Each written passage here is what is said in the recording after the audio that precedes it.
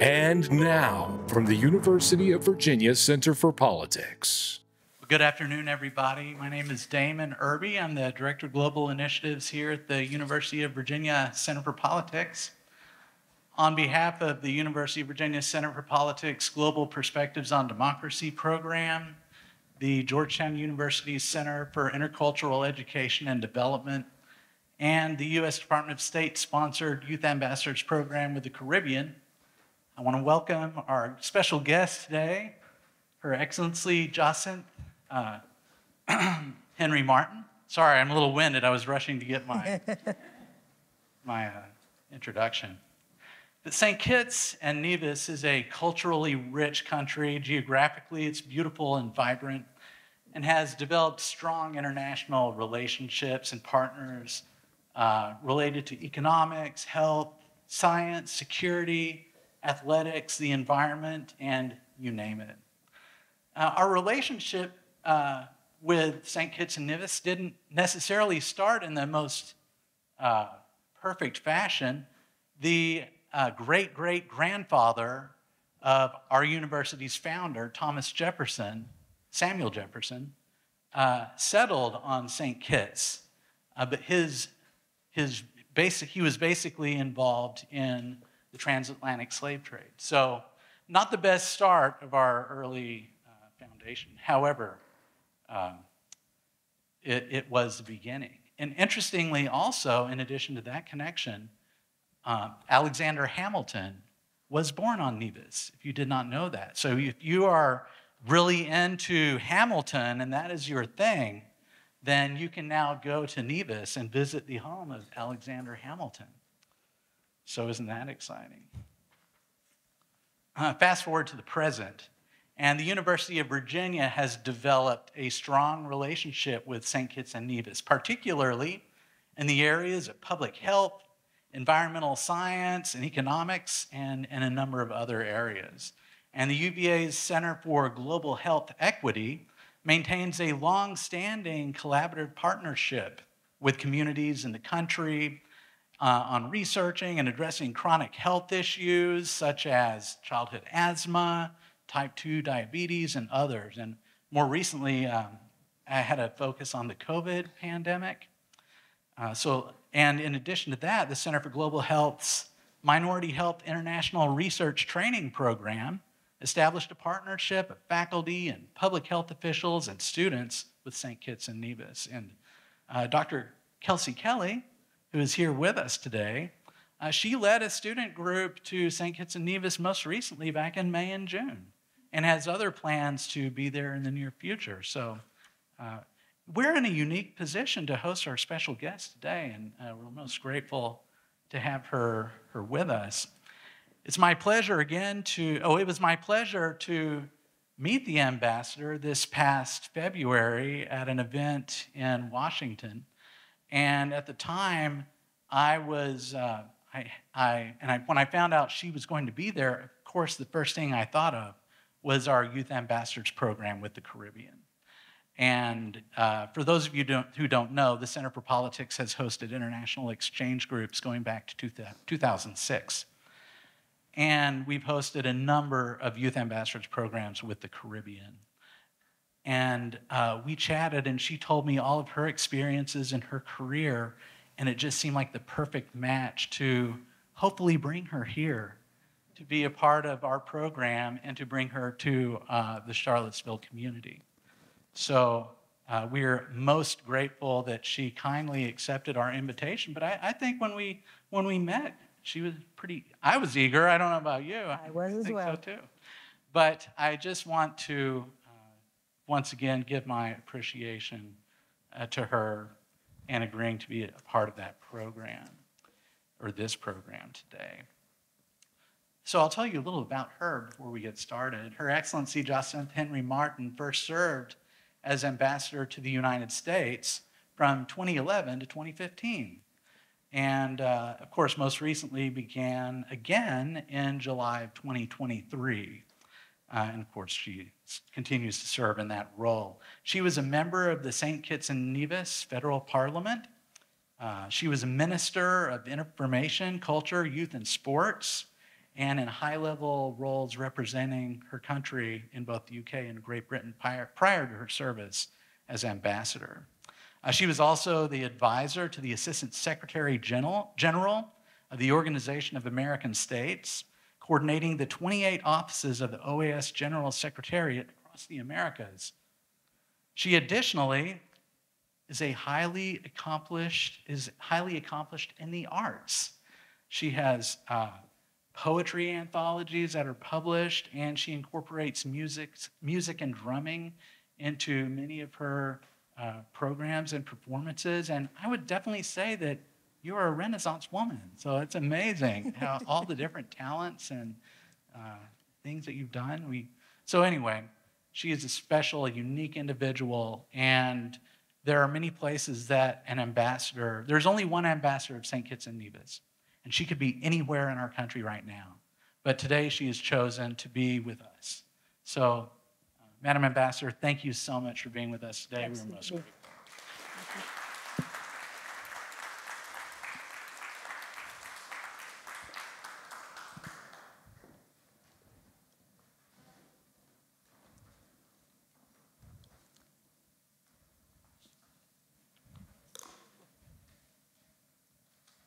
Thank you very much, Director Damon Irby, Director of Global Initiatives at the University of Virginia Center for Politics and Coordinator of the Youth Ambassadors Program. Distinguished faculty and officials of the University of Virginia, current youth leaders, future diplomats, corporate leaders, and decision makers in business, technology, healthcare, and the range of creative, professional, and entrepreneurial pursuits, I have that confidence in you. I also want to salute the mentors, esteemed parents. I greet you all on behalf of the government and people of St. Kitts and Nevis.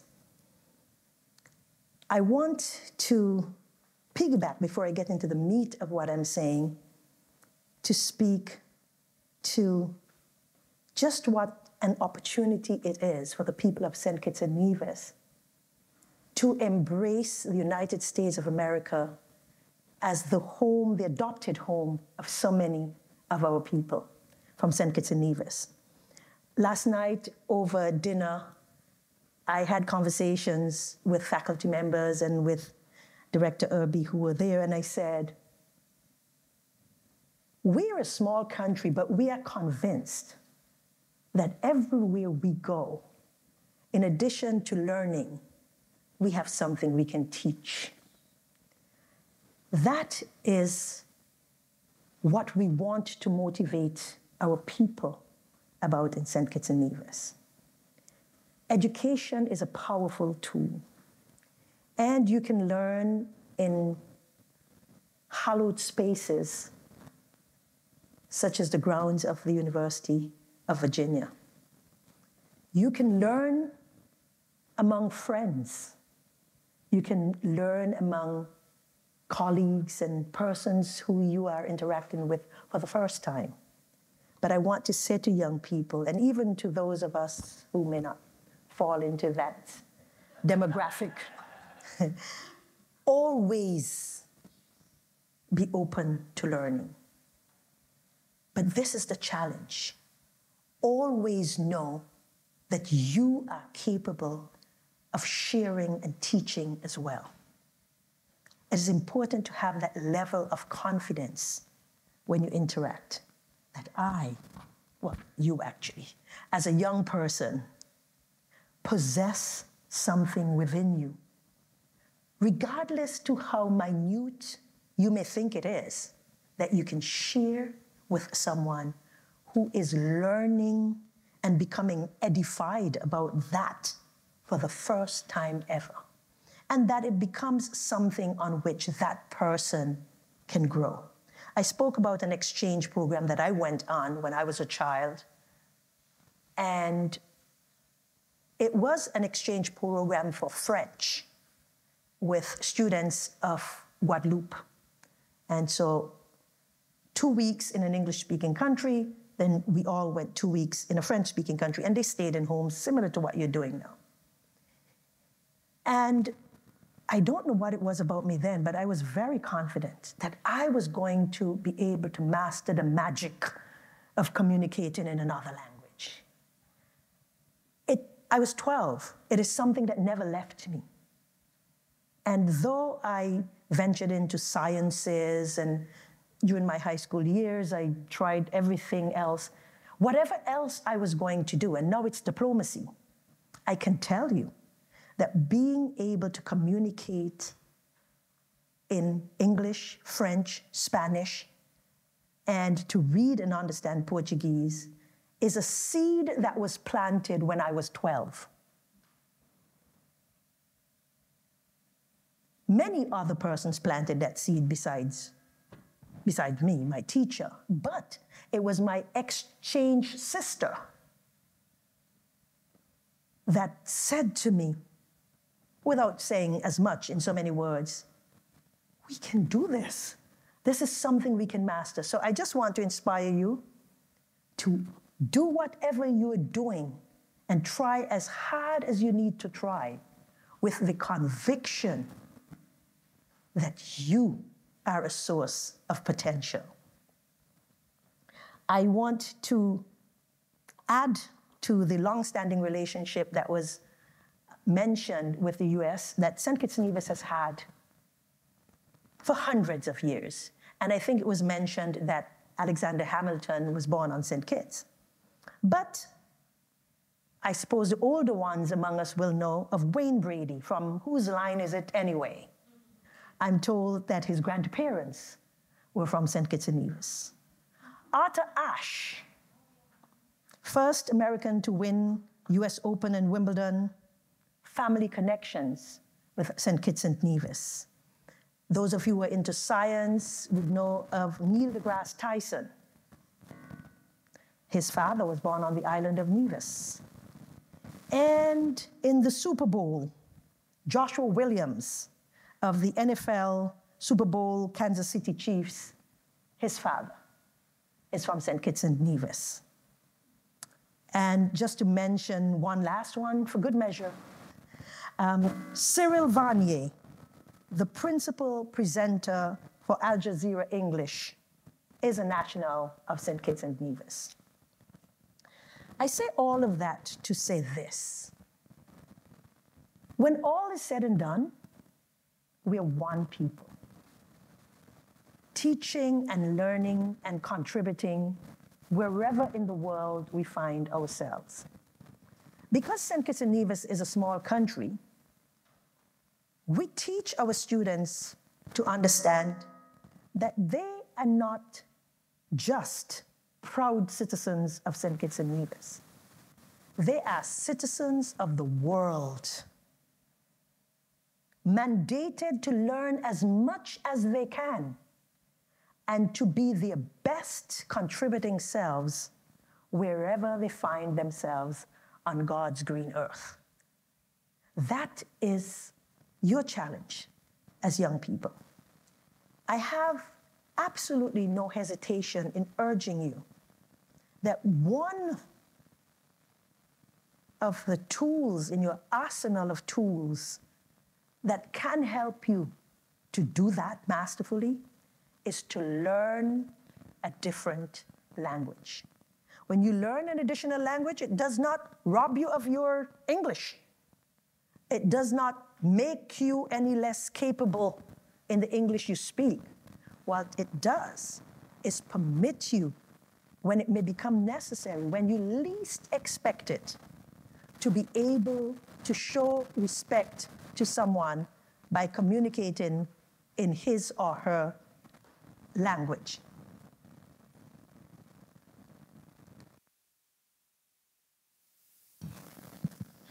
Technology is not cooperating 100%, but it is always a good day for me when I get to interact with young people, young minds. And I'll be the first to acknowledge that what I want, more than to inspire you, is to be inspired by you. That's why I came. Well, I actually came to be at the University of Virginia and to speak. But I say this because at heart, when you get to my age and older, we want to be eternally young at heart and to learn as we teach. I'm here to speak about and to celebrate the enduring and multifaceted relationship between St. Kitts and Nevis and the United States of America. I'm here to inspire you to be productive and proactive citizens of this hemisphere in your region, in your community, and in your schools through focused, responsive, and deliberate civic action on pressing issues. I commend you all for your interest in all of the many prevailing issues and for being here, because this demonstrates your recognition of the fact that your voice is essential and that it matters. I understand that the 2024 Youth Ambassadors Program with the Caribbean is the 41st international exchange at UVA, and that it is the first time that a Caribbean ambassador has been invited to address. I'm very proud of that. I'm proud for many reasons. And I mentioned this earlier to Director Kirby, and I'm going to repeat it. I acknowledge the historical fact that Thomas Jefferson came from a family of persons who were involved in the Atlantic slave trade. That is a historical fact, and there's no need to deny it. What is most, to me, impressive about all of this is that history being what it is, the present and the future will be decided by persons such as all of us gathered here who can speak to the fact that history has taught us. Together, we achieve far more in unity than dwelling on the things that are divisive. And so I congratulate the University of Virginia for having invited the daughter of enslaved persons to speak today. I am very proud of that. To give a little bit about my background, I consider myself more of an artist than a diplomat. I write and perform poetry with choirs and drums, and sometimes just plain old poetry in our dialect of St. Kitts and Nevis. And usually I treat in my own civic action issues that are very important, sometimes issues that are very serious, but I give it a spin with a hint of humor to make the point so that it is understood by everyone at the same time. And so on that, technology is working with us. That's the way we will see this. And so building on that, in my early 40s, I contested a seat for the St. Kitts Nevis Labour Party that had always been held by the opposition. In fact, it was held by the leader of the opposition at the time. And I was able, in parliamentary elections, to win that seat for the St. Kitts Nevis Labour Party. It is the one and only time to date that that seat has been won. I say that to young people because at the time, early 40s was considered very young. Not anymore. And having won the seat and becoming the first female from my party to win it, it taught me quite a lot. Number one, not because something has not been done before, does it say to you that it's impossible. And so you can be the first. You can be the first as a young person. You can be the first as a female. You can be the first as someone who simply decides I am capable and I'm going to pursue it. And the saying is true. If at first you don't succeed, try again. So, to move on to other historical ties, St. Kitts and Nevis is the smallest independent nation in the Western Hemisphere. I'm not sure how many people know that. And in fact, in St. Kitts and Nevis, we unknow it. We have decided that whatever our size is, what is going to make the mark for us is our capacity to exceed expectations.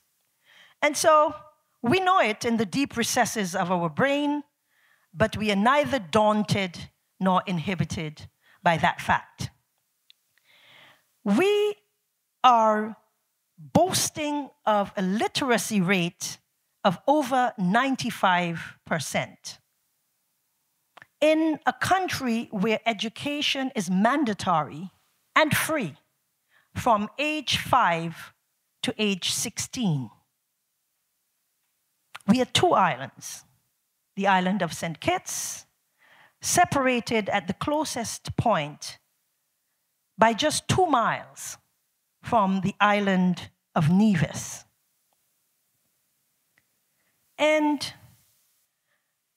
on that first day, when St. Kitts and Nevis gained independence, on September 19th, 1983, the United States of America was among just a handful of countries that recognized the sovereignty of the Federation of St. Kitts and Nevis. We're very proud last year to have celebrated the 40th anniversary of the independence of St. Kitts and Nevis and the 40th anniversary of diplomatic relations established between St. Kitts and Nevis and the United States of America, reflecting our strong and enduring partnership. You have heard already that the sister island of Nevis is the birthplace of Alexander Hamilton, one of the founding fathers of the United States and the first Secretary of the Treasury, also highlighting the deep-rooted connections between our nations. The vibrant community of Kittitians and Nevisians, that's what we're known as. People always ask me, are we, I don't know, Kittians? We are Kittitians and Nevisians. The vibrant community of Kittitians and Nevisians in the USA continues to contribute significantly to the cultural diversity of the country, bringing with them the vibrant color of their artistry, the unique tastes of our gastronomy, and a readiness to embrace new norms while holding on dearly to our own traditions. In terms of gastronomy, I speak to things like goat water. You have to try that. It's a soup made from goat meat, but there's no sense of me describing it to you when you can just take a trip to St. Kitts and Nevis. It's under 3 hours from Miami, and taste it for yourself. I'm talking about sorrel, which in the USA, I understand you refer to, well, certainly the persons of Latin American heritage refer to it as jugo de Jamaica. I'm at pains to explain to everybody when they tell me they drink jugo de Jamaica. I said, it's jugo de St. Kitts too. It's jugo de everywhere. We make it in St. Kitts and Nevis, and it's known as sorrel. All of the Caribbean students here will know about sorrel. It is the petal from a species of the, well, we call it sorrel, but people call it hibiscus. It's not the traditional hibiscus that we know. It's one in the species of hibiscus plants, and it is picked from a small round seed. And just to let you on a little secret, because it's sold here actually as jugo de Jamaica. But it's sold in stores here in the dried form, and we use it with spices such as cloves and cinnamon, orange peel and bay leaf, ginger, and we pour hot water on it, and we allow that to steep and to stay, and we put some brown sugar. And if you leave it long enough, you get more than just juice, if you understand what I'm saying. So if you leave it long enough, it actually ferments. What can I say? It's a most marvelous tradition. And we make that, that's one of the things that is really shared with communities in the United States of America. And then we have ginger beer. Now, ginger beer is not necessarily a beer. If you leave it long enough, it will become a beer. But we make it, and you can drink ginger beer in a lot of communities where petitions and divisions are made in our style, and it's a rich contribution to the gastronomy that is so diverse in the United States of America. And so we are happy, as I started by saying, to teach and to learn, and to put our own spin on things. Despite our small size, the diplomatic relations between St. Kitts and Nevis and the United States are robust and vital. We share values such as respect for human rights and adherence to democratic principles. Our nations collaborate closely to safeguard security in the region and the hemisphere through our membership in the United Nations and in hemispheric organizations such as the Organization of American States, and as signatories to various accords and agreements. I think I mentioned just today about the presence in our waters from time to time of the Southern Command, working collaboratively with CARICOM Impacts, which is the security group of the Caribbean region, to ensure that our waters are safe and to deter any desire to break standing rules, and to ensure that the collaboration remains strong and evident.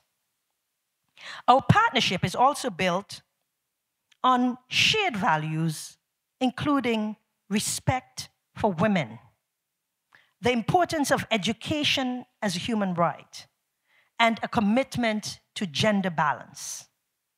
Both nations are dedicated to achieving the 2030 Sustainable Development Goals, reflecting our joint effort towards sustainable global development. And now, if I may speak on the importance of youth civic engagement. The youth of St. Kitts and Nevis, as in the Caribbean, and not just participants, but leaders in their communities. We're proud that our Prime Minister, Dr. Terence Drew, is in his 40s. And the average age of government ministers is in that range, providing visible examples of youth at work in leadership, in decision-making positions on critical matters of national, regional, and often international import. I want to encourage you as young people to take your roles seriously. You know, you may be starting while you're young, but these are building blocks. You will see yourself growing. Sometimes young people are very shy to offer an opinion, to state a view, to demonstrate the fact that you are a thinking person with an idea that you want to ventilate. Do not be hesitant. Keep your thoughts clear. Decide how you're going to articulate them, and then tell yourself that you have the right to share your thoughts. Now, I want to tell you that it's not something necessarily that happens automatically. You have to tell yourself that you're going to do it. And the first time you do it, you may be shaking. You may think it's the end of the world, and how am I going to get through this sentence? But the second time, you may only shake. You may not think it's the end of the world.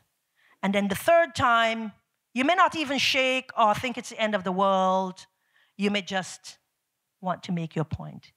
And the more you make it a habit to think clearly, to articulate your point, to be calm while you're doing it because you do not want to be offensive, the easier it becomes over time. But I want to challenge you to try it the first time. And then you are going to challenge yourself to do it the second time. And over time, you will rise to your feet when you have something to say with the confidence that you are entitled to your expressions. And so, I'm here to challenge you. I'm going to listen to you afterwards, and so I want you to hear what I'm telling you now. I also want to speak about the youth of St. Kitts and Nevis and the Caribbean in terms of technology and innovation. Technology and innovation are key drivers of change and progress. Young people in my country and throughout the Caribbean are not waiting for action on key drivers of economic and social development and those relative to their growth. They are well immersed in tech innovation, digital literacy programs, and STEM education, recognizing the potential of technology to address local challenges and to create new opportunities.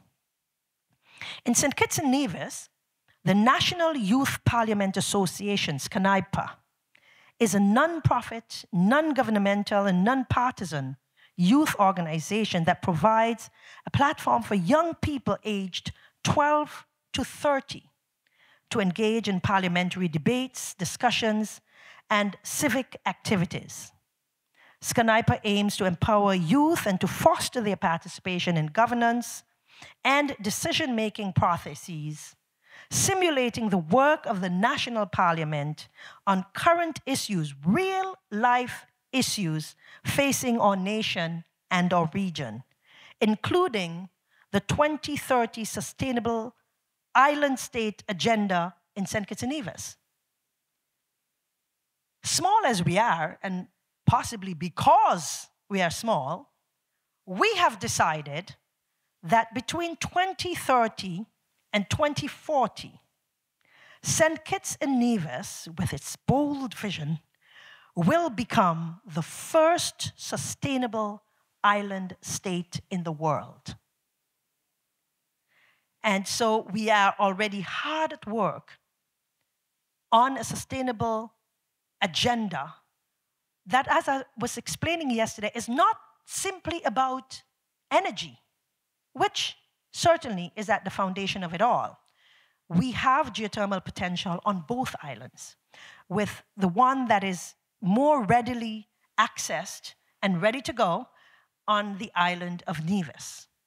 And the geothermal potential has already, through national legislation, become a national resource of the people of St. Kitts and Nevis. Why is this important? We see that it's important for island states such as ours to demonstrate leadership on the impact of climate change and what fossil fuel energy is doing to countries, particularly as this relates to the energy and the climate crises facing us. In fact, being in the hurricane zone in the Caribbean, we are at the mercy of industrialized nations because our carbon footprint is negligible, but we face the backlash, if you will, from industrialized nations' output of carbon emissions. Notwithstanding, we're not simply going to stand idly by and say, that's a fact, what can we do? We are doing what we can, where we can, how we can, with what we can.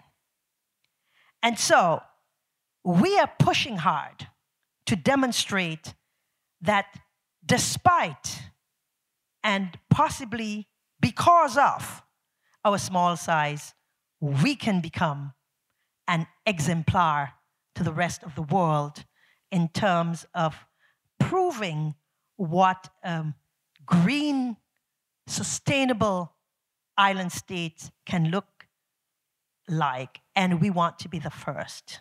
What can we say? If we're going to go in superlatives and we're the smallest, we also want to be the first.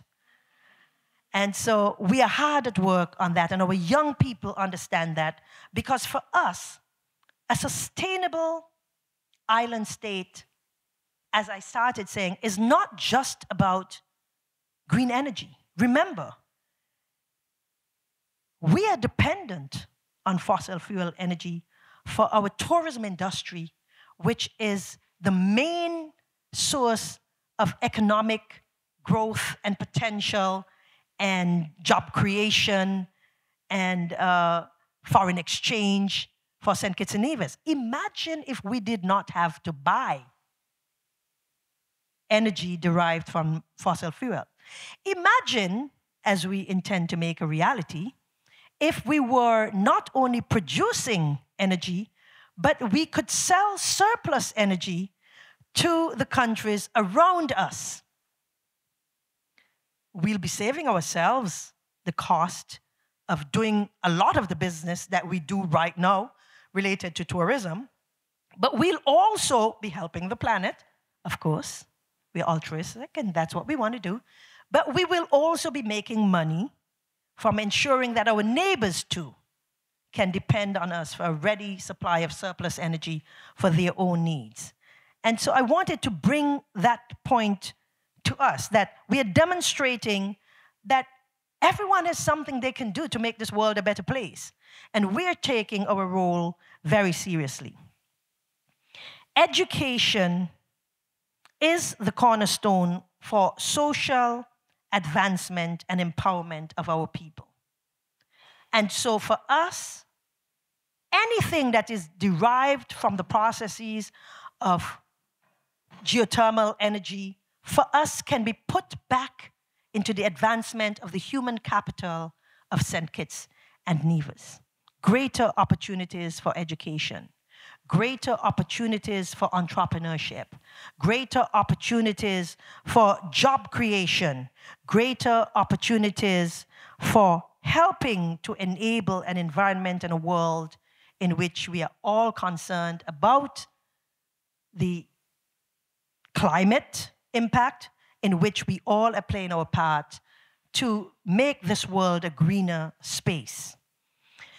Youth in St. Kitts and Nevis are also very much involved in the orange economy, encompassing the creative industries. This is a significant avenue for youth engagement and economic development. I want to say that we have an outpouring in the Caribbean. Some we know from the great Bob Marley, who has gone on, but certainly we know of all the new ones, maybe, I don't know, all the Capletons of this world. Maybe some of you can tell me some of the new artists from the Caribbean. Who's that? Okay, any more? Well, there are a number of them, but I want to say in St. Kitts and Nevis proper, we take the capacity of the arts and the creative industries and the innovative genius of our young people very seriously. And so that is being encouraged as an avenue for pursuit by young people, because when you have something that your spirit creates on its own, it cannot be measured 100% in comparison to what the spirit of someone else created. Each is authentic and unique in its own right. And so we are pursuing that. Creativity and entrepreneurship are vital for economic growth and personal development. I say that the Department of Youth Empowerment in St. Kitts and Nevis is playing a critical role in empowering young people.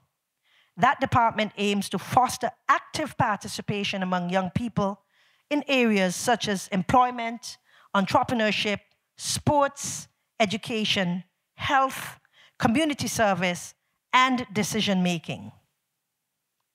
I'm going to pause here because what I want this to be is interactive. In fact, I double dare you to have things that you want to speak with me about, and I want you to get up and I want you to ask your questions or make your statements with the confidence that I think you have in you. And I want, before I go into answering your questions, to say this in parting. You are here for a reason. I understand that the process of getting here came out of a rather robust selection, step by step, until it was whittled down to, I think there were 15 students. And so you are not here because someone chose to do this out of the kindness of his or her heart for you. Maximize the opportunity. Every opportunity you get to interact with your peers, to interact with mentors, to interact with counselors, with teachers, is one in which you have to embrace it with both eyes open and your hands ready to grasp the opportunity. Opportunities are very fleeting. And you need to know that while they exist, the one that you allow to slip through your hands will be caught by somebody else who is better prepared to grab it. And so I'm going to close by saying that the future of St. Kitts and Nevis and the broader Caribbean region relies on the active engagement of youth. By addressing critical issues and lending innovative initiatives, young people can pave the way for a sustainable and prosperous future for St. Kitts and Nevis, and in partnerships such as the one we have with the United States of America. Let us all continue to support and empower our youth, recognizing their potential to drive positive change and build resilient communities. I want to thank you all for your attention. I look forward to seeing you all in St. Kitts and Nevis because it's part of my duty to welcome you all to the opportunities that exist to get to know us in St. Kitts and Nevis. And I thank you very much for the invitation to be here. Thank you very much.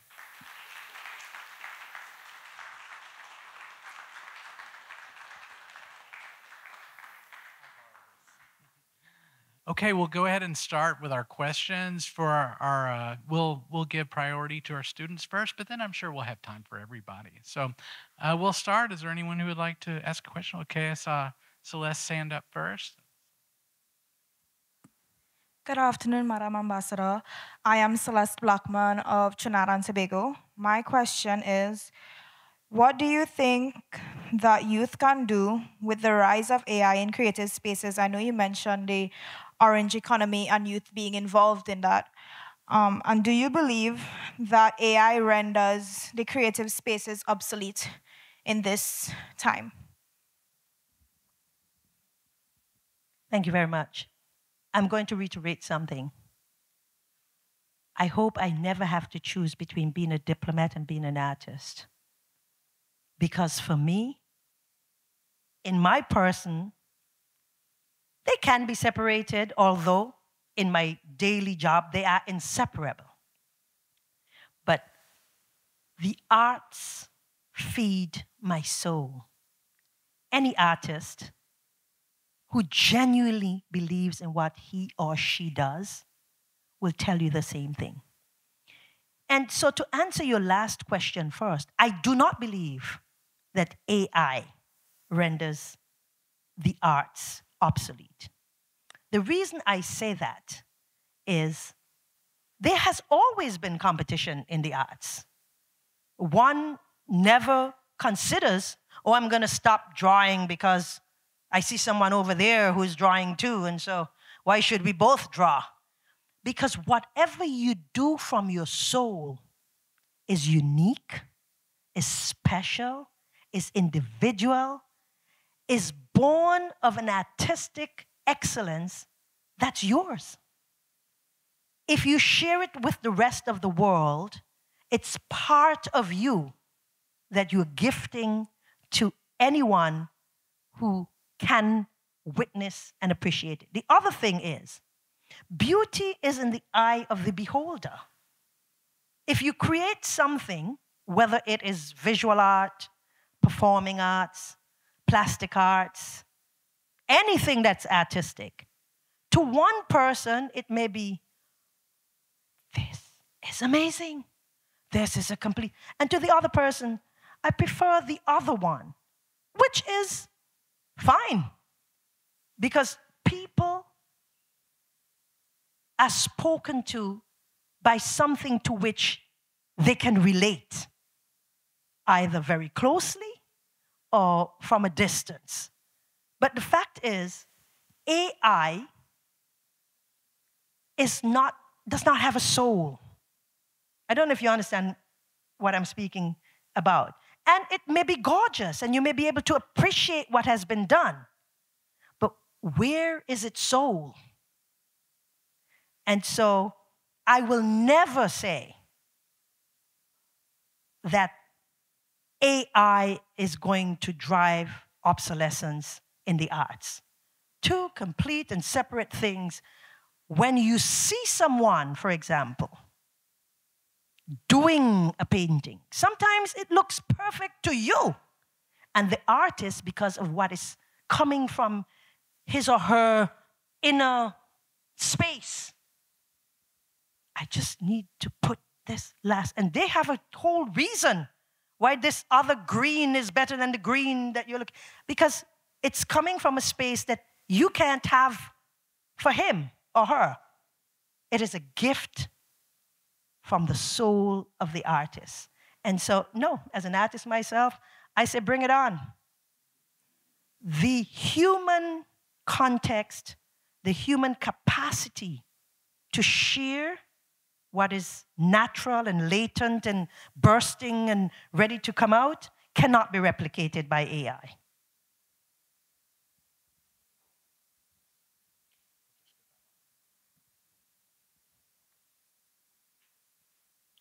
Hello, good afternoon, Madam Ambassador. My name is Claire Barry Rollock, and I am from Barbados. Now, something that stuck out to me about you is you're both a diplomat and into politics while still being an artist. Now, I find myself in the same exact position as someone who is in youth parliament, yet I also do singing, acting, and dancing on evenings after every day of school and work. My question is, how do you balance it all? And did you find any pushback from family or friends, like telling you you have to pick one or focus on one, or you can't focus on both, or you can't be everything? I like this question. I like all the questions that will come. I like this one because I'm going to help you to understand something. Why do you have to choose? And why does it have to be a balance that someone has prescribed? Why can't it be how you want to balance it? I can tell you, and my friends know, when I'm not in my ambassador, oh, this is being covered. I have to be so careful. When I'm not being the ambassador, I'm absolutely not the ambassador. And my friends know. When I'm being the ambassador, I am the ambassador. Very serious about my work. When I'm being the artist, and I have been to Barbados to do storytelling and stuff like that. In fact, one year I wrote one of the winning songs of the Caribbean Song Festival for Barbados. It was performed in Barbados, and the other year, the one in Havana, Cuba won. I wrote those lyrics. And so, the best artist, diplomat, dancer, performer is the one who is being authentic. And so you are the one, not others, who will balance, if you want to use that word, when, where, and how. If I may say so myself, when I'm home in St. Kitts, people know me more as just the artist. My works are still on the radio. Sometimes they show it on TV. I was just home in April to celebrate my mother's 90th birthday and did a performance at a place, the Sugar Apple, that was just opened. And it was in our dialect. And the name of it is, in our dialect, Me Celebrating Myself. And it's a poem about women not needing to wait for other people to validate them. And the poem basically says, in dialect, me celebrating myself, in which in standard English would be, I am going to celebrate myself. I say that to show that I'm here, people respect the fact that I am the ambassador of St. Kitts and Nevis to the US and I do my work. And if I may say so myself, I work very hard. I do my job, I take it very seriously. When I'm home being the artist, am I gonna say, well, I can't speak dialect because that's not what an ambassador does? Oh no. That's what Jacinth does. Ambassador Henry Martin speaks standard English. Jacinth could talk in whatever language she wants. That means Jacinth can speak in any language she chooses. I hope that answers your question.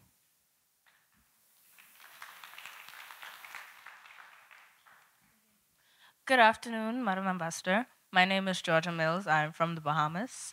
And my question is basically, I was wondering when you first aimed to become the ambassador, which is how you ended up being here with us now, what was your goal? And as you continue to work in this position, what's your motivation to keep going? Because in my daily life, I want to be a leader, but sometimes I find it difficult to keep going. When you find yourself in that position and you start to lose sight of your values and such, what do you do? How do you handle that situation? What keeps you going? What keeps the fire burning?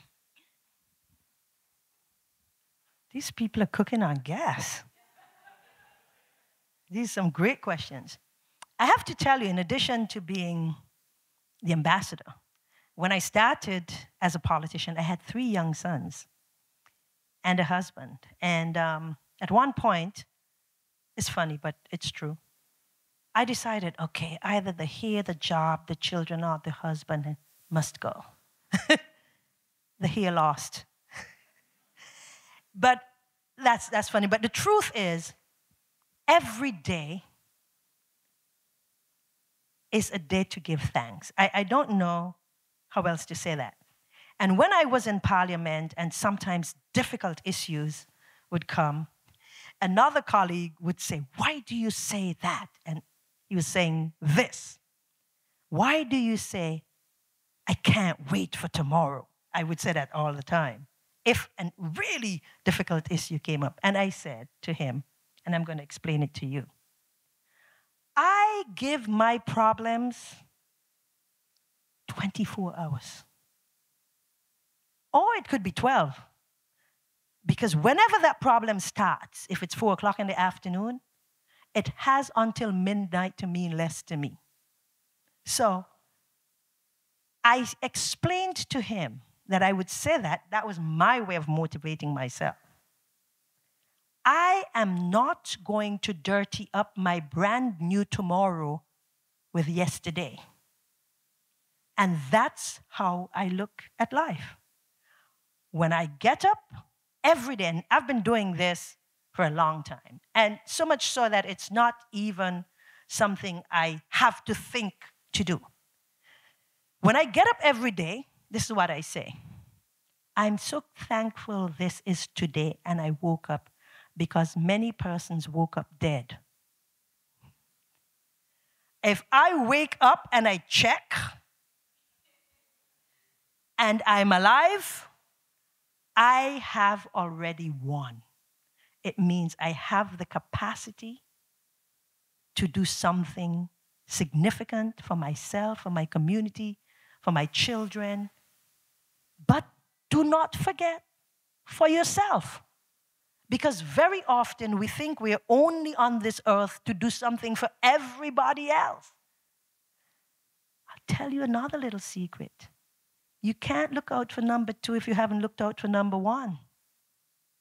So bear in mind that as long as you have breath, all things are possible, number 1.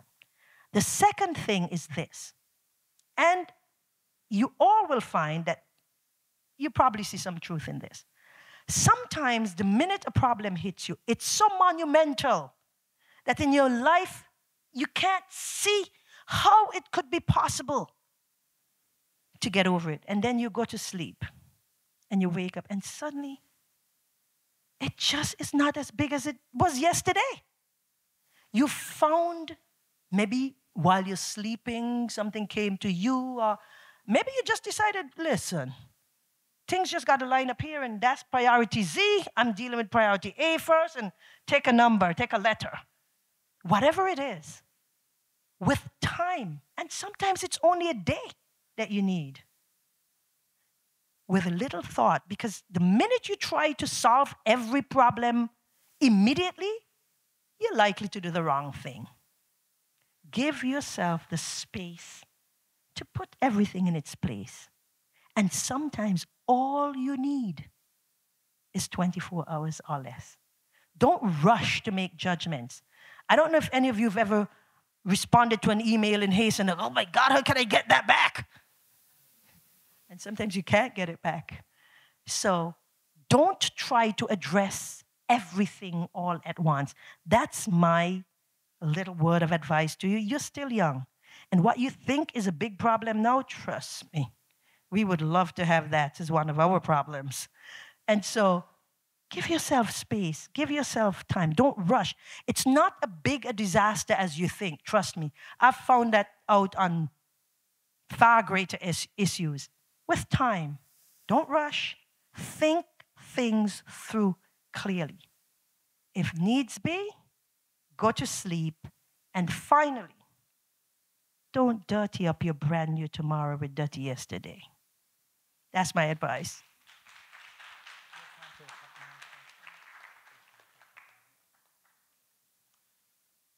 Then we'll get you, and that'll probably be our last. Thank you, Madam Ambassador. I am Lincoln from the Isle of Spice, Grenada.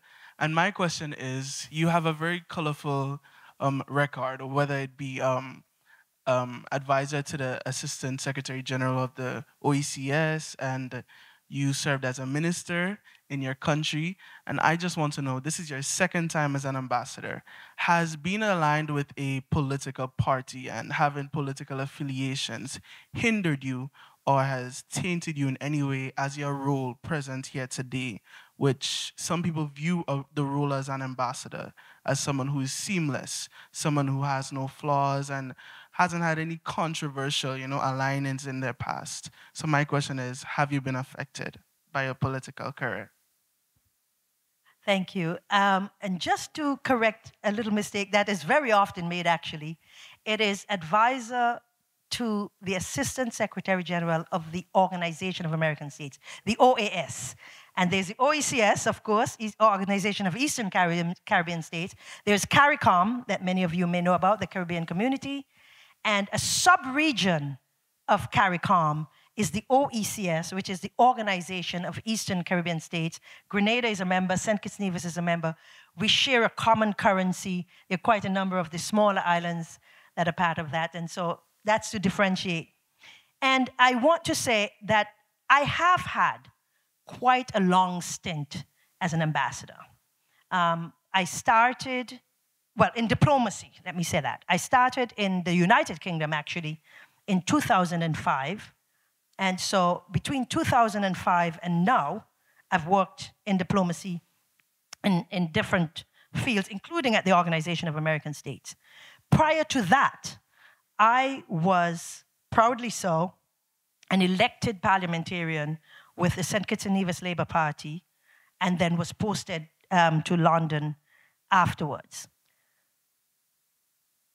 I think I understand the question. I am aligned with the policies and the principles and the interests of the government of St. Kitts and Nevis, and I have been named by the current government and the government of that day to serve in the highest capacity in what is considered the #1 posting in the world before our largest powerhouse neighbor, which is the United States of America. My work is very serious. And regardless to which party is in power in St. Kitts and Nevis, I will always work in support of the interests of the people of St. Kitts and Nevis. I think I can say with great pride that because of the manner in which I have conducted myself, I am taken seriously in St. Kitts and Nevis. I am taken seriously on the level of being an artist. I think people appreciate my work. And I am taken seriously as the primary advisor, if you will, to the government of St. Kitts and Nevis on all things OAS and things related to the United States of America. And so, if you ask is there negativity to it, I would say no. People understand that I'm serious about my work, that my advice will come. The actual title of the ambassador of St. Kitts and Nevis, ambassador to the US, is Ambassador Extraordinary and Plenipotentiary. That's the actual title, which sounds a little odd to say that. You don't introduce yourself as that. But what it really means is that you are authorized to serve in the interest of the government and people of St. Kitts and Nevis with all vested powers and authority. So extraordinary and plenipotentiary, that's what it means. The answer to your question is, all I feel is a sense of respect.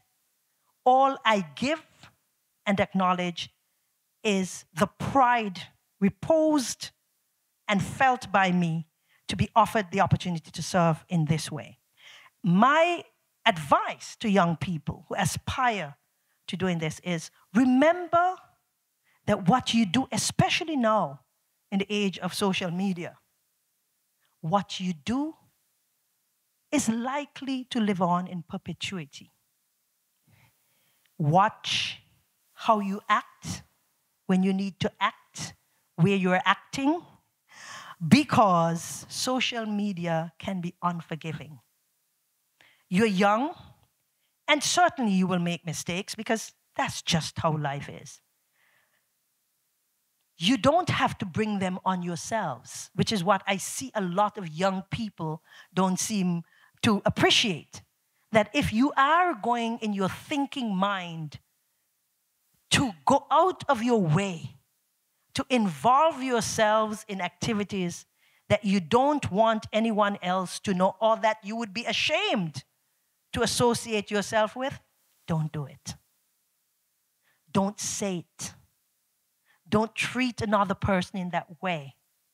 Conduct yourselves as far as you are able to, because you're young. Things will happen. I used to be young. So try as hard as possible to be mindful that you want to lead an exemplary life, and that whether you have one or not, think of it this way.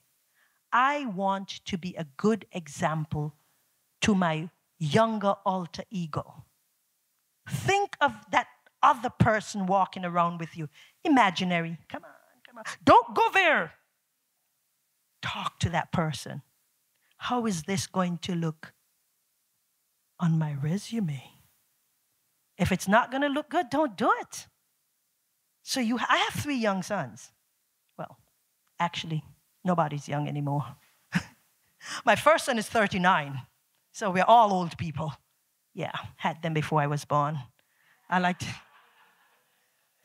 But I have big boys, so I tell them that all the time. And I'm going to close by saying this to you because you asked that question. It applies to everybody else.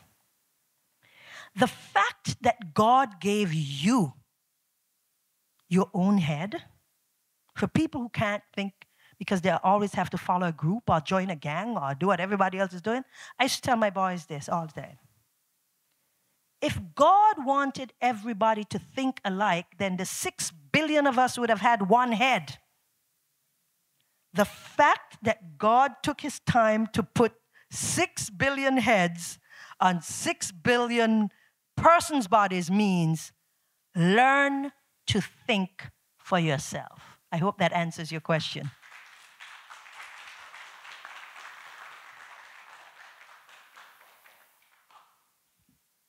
Good afternoon, Madam Ambassador. My name is Omario Barnett, and I'm from Jamaica. And my question to you is, can you remember yourself at our age? And did you see, I mean, we see you in your current capacity as ambassador. Did you see this for yourself? And also, what are some of the different engagements that you took part in at our age? And also, were there any major obstacles that you've came across while getting to where you are now? And how did you overcome this obstacle?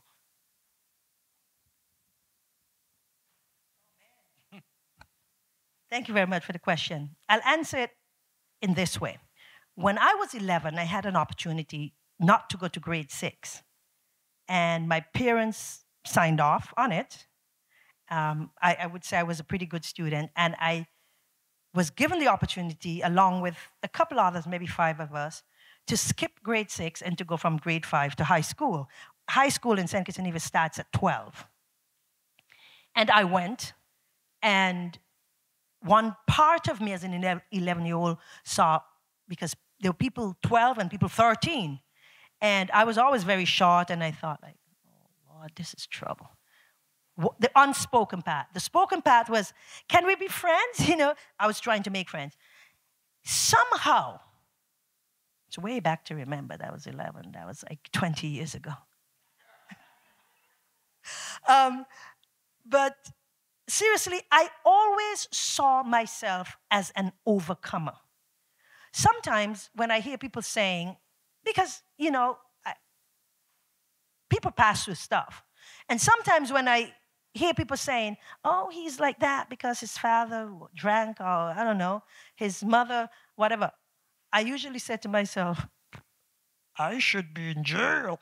Because people have gone through stuff. And we need to stop making excuses, and we need to accept that however difficult it is for us, and I've said this before, believing that something is possible is at least 75% of the battle. And so, did I have obstacles growing up? Yes. I came from a family, though, that was pretty supportive, but it was not perfect.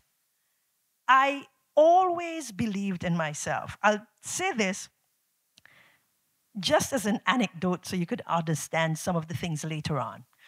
After I had won my seat, actually, before I had won my seat, my mother said when she went to vote in our community, she heard a gentleman saying, I'm here to vote for the little girl.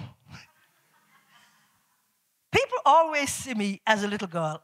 I don't know why. I mean, I have sons who are not even little boys anymore, but people see me as a little girl.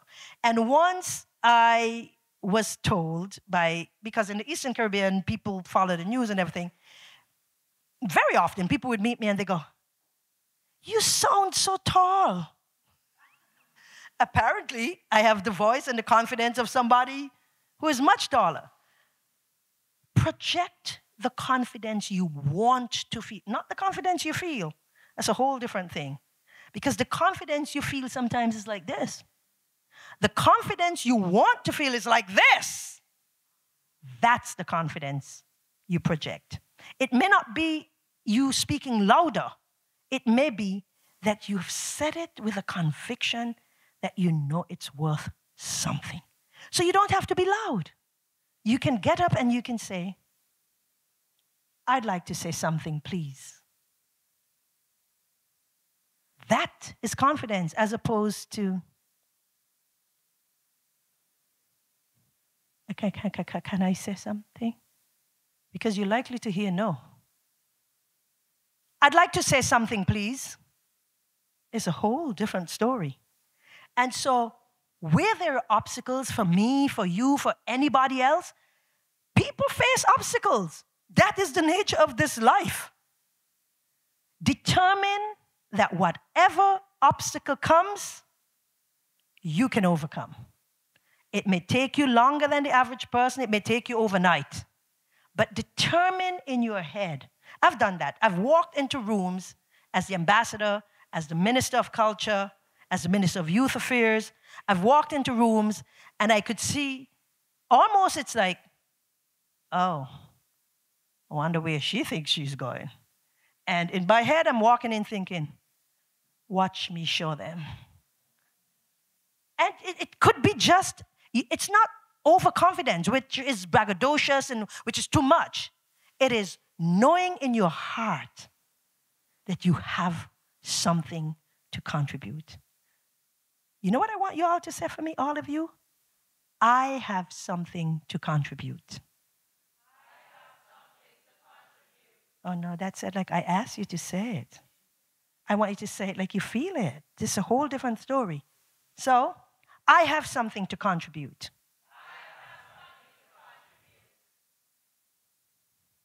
Let me hear you.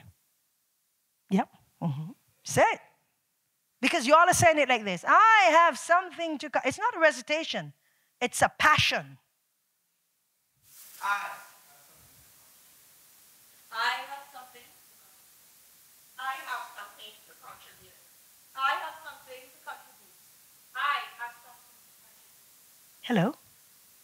I have something to contribute. No, you don't. No, mm-mm. I have something to contribute. I have something to contribute. I have something to contribute. I have something to contribute. I have something to contribute. I have to hear it. Something to contribute. I have something to contribute. Did that not feel great?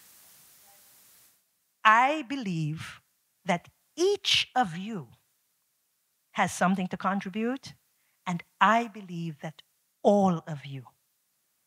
Each of you has something to contribute. Each one said it. I'm going to tell you this way.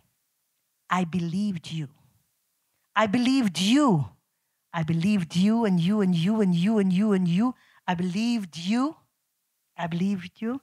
And I believe that all of you have something to contribute. Thank you very much for your ears. Thank you.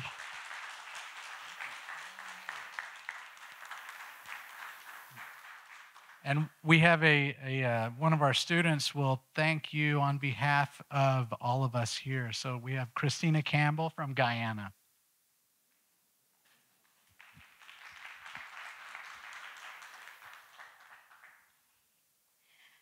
Esteemed guests and fellow colleagues, my name is Christina Campbell and I am from Guyana. On behalf of the Center for Politics of the University of Virginia, the youth ambassadors and my mentors, it is a great privilege and honor to stand before you today. I am deeply grateful for the opportunity to thank our esteemed ambassador of St. Kitts and Nevis for taking the time to speak with us about the crucial topic of civic engagement. Your Excellency, your insights and wisdom have profoundly enriched my understanding of the vital role that civic engagement plays in the development of and prosperity of our nation. Your dedication to fostering a sense of responsibility and active participation among us youths is truly inspiring. Your words have reinforced the importance of being informed, involved, and proactive members of our society. As a youth ambassador myself, I am now more determined than ever to encourage my peers to take an active role in their communities, to voice their concerns, and to work collaboratively towards positive change. To my fellow youths, let us take to heart the valuable lessons shared by Madam Ambassador. Let us be change makers, the advocates, and the leaders that our nations need. By engaging civically, we contribute to the betterment of our communities and the future of St. Kitts and Nevis. Your Excellency, thank you once again for your time, your guidance, and your unwavering commitment to the youth of our nations. Your example is a beacon of hope and the source of inspiration for us all.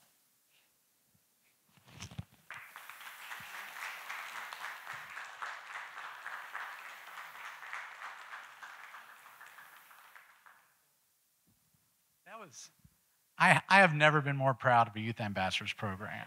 You all are fantastic. Thank you so much. Thank you all. I'm sorry we didn't get to your questions. They just filled the floor with fantastic topics. The question is, are you accepting immigrants? Well, I invite everyone to come and visit first. And be sure I'm going to have cards.